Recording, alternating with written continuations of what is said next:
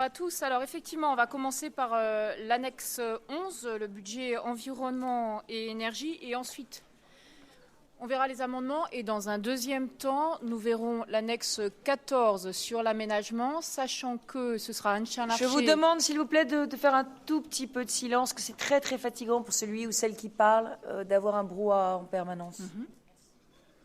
Merci Madame la Présidente. Sachant que ce sera Anne Larcher qui vous présentera la partie agriculture et la partie ruralité. Alors s'agissant du budget environnement et énergie, en premier lieu, je pense que le point très important pour commencer, c'est qu'on a voulu mettre fin à un mensonge. Ça fait des années que dans cet hémicycle, on vote des budgets qui ne sont jamais affectés. À titre d'exemple, en 2015, le budget qui a été voté pour 2015 s'élevait à 109 millions d'euros en AP.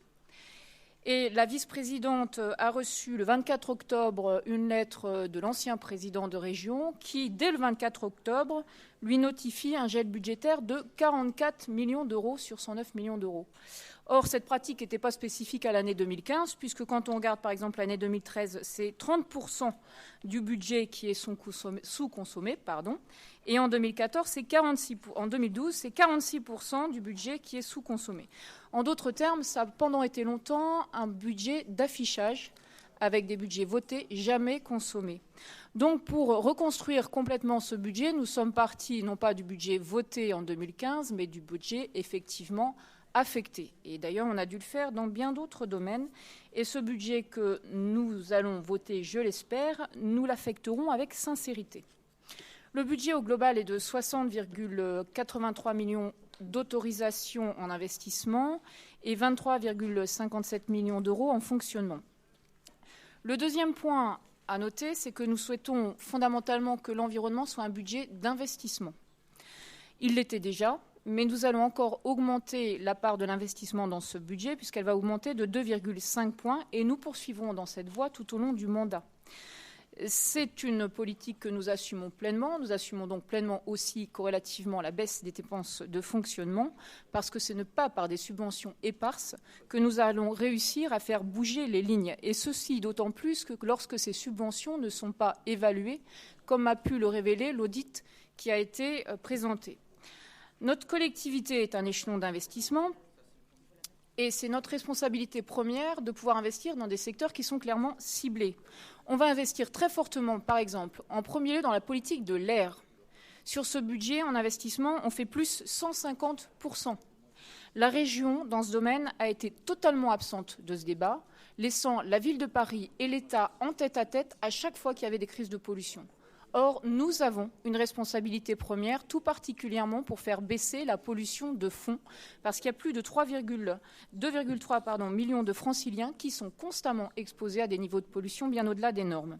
C'est la raison pour laquelle nous allons organiser le 11 et 12 avril prochain une conférence régionale sur l'air. Vous êtes tous invités le 11 avril à venir à cette conférence et à participer, à contribuer aux différentes propositions qui seront soumises à l'avis des acteurs le 12 avril.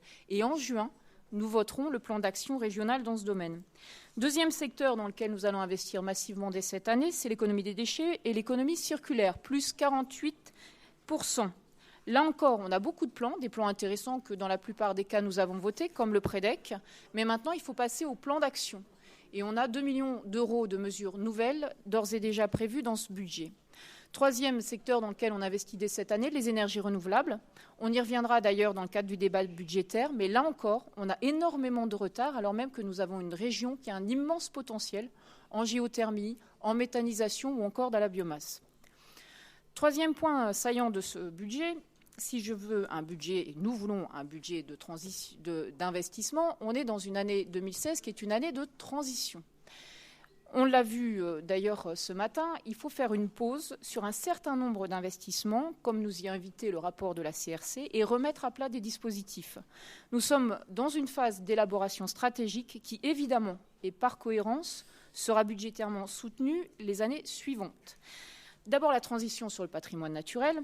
Après le rapport de la CRC qu'on a vu ce matin, ce n'est pas la peine de revenir sur ce sujet, mais bien évidemment, il faut totalement refonder notre politique en faveur des espaces verts et des espaces agricoles.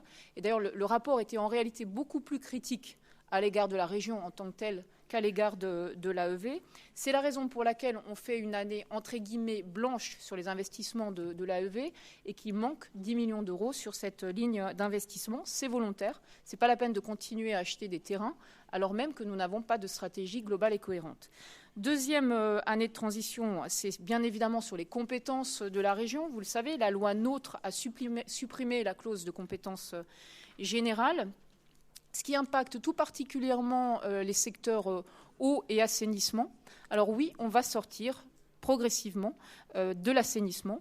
On va sortir du financement des infrastructures dans le domaine de l'inondation. Je parle bien des infrastructures parce que c'est quand même une politique prioritaire et va continuer bien évidemment à y contribuer, par exemple, par le biais de la politique d'aménagement ou encore en finançant des zones d'expansion des crues. De même, au terme de la loi, on ne peut plus, dans le cadre de l'éducation au développement durable, subventionner des associations qui ne sont pas agréées éducation populaire et qui ne sont pas d'intérêt régional. Donc là aussi, on va revoir les dispositifs. Troisième élément de transition et non négligeable, c'est la politique énergie-climat. On partage totalement les objectifs du schéma régional air, énergie, climat. Mais le problème aujourd'hui, c'est d'atteindre ces objectifs. Et on n'est pas du tout sur la pente pour atteindre les objectifs. Donc on va fortement développer tout particulièrement la SEM énergie positive pour qu'elle devienne réellement notre agence de rénovation à l'échelle de la région, dans le domaine des copropriétés, mais bien au-delà. Et on lui demandera également de développer les énergies renouvelables parce qu'elle a l'opportunité de pouvoir mobiliser d'autres sources de financement, des financements européens ou le tiers financement. Il reste encore des questions à régler, mais ça, je pense que nous aurons l'occasion d'en reparler. Dernier point sur ce budget, quatrième élément saillant, ce budget seul n'a aucun sens pour bien mesurer ce que fait la région dans le domaine de l'environnement. Et c'est la raison pour laquelle on vous le présente en premier. Si on veut mesurer ce que nous faisons dans le domaine de l'environnement, il faut avoir une vision transversale. Il y a deux secteurs qui y contribuent tout particulièrement, c'est l'aménagement du territoire et d'autre part, ce sont les transports. S'agissant de l'aménagement, j'y reviendrai bien évidemment tout à l'heure, on a réorienté l'ensemble des dispositifs vers la transition écologique, mais Anne vous présentera aussi le pacte rural. L'idée du pacte rural, c'est bien la proximité et la relocalisation. Et quand vous avez des dispositifs comme le financement des centres de télétravail ou de coworking, il y a 2,5 millions, c'est extrêmement positif sur le plan de l'environnement. De même, dans la politique des transports, le plan de relance du réseau cyclable, le plan pour les nouveaux véhicules urbains, les plans de déplacement d'entreprise, le financement des protections fauniques ou le plan pour la logistique urbaine, au total, ça fait plus de 40 millions d'euros qui contribuent directement à la politique environnementale. Et je ne vous parle pas des 35 millions d'euros supplémentaires qui ont été annoncés par la présidente pour l'électrification de la ligne P.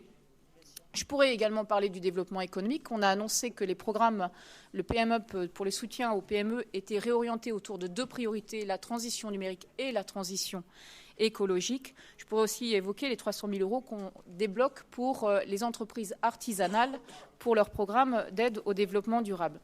Tous ces dispositifs, évidemment, seront soumis à la commission environnement.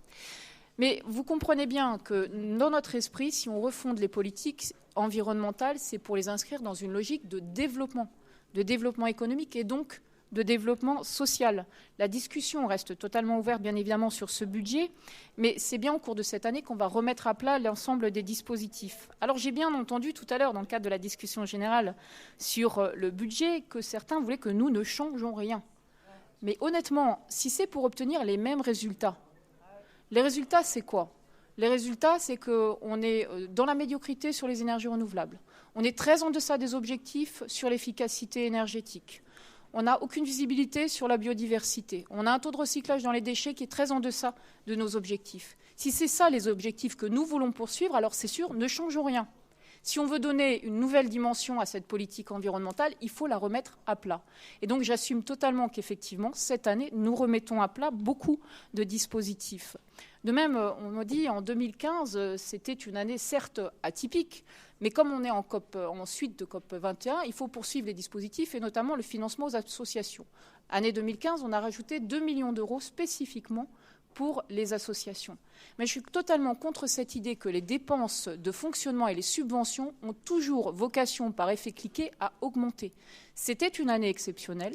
Nous l'assumons totalement. D'ailleurs, en CP, on a 1 million d'euros pour les associations, mais nous n'avons pas vocation à continuer systématiquement dans cette voie. Il n'y a pas d'effet cliqué, il n'y a pas de business as usual, pardon, c'est pas très heureux, dans cette politique. Et pour terminer, on a beaucoup de schémas, on a beaucoup d'observatoires dans le domaine de l'environnement, mais on n'a pas les résultats correspondants. Donc très franchement, nous allons passer d'une politique qui était plutôt une politique d'animation à une politique d'action et de développement. Je vous remercie.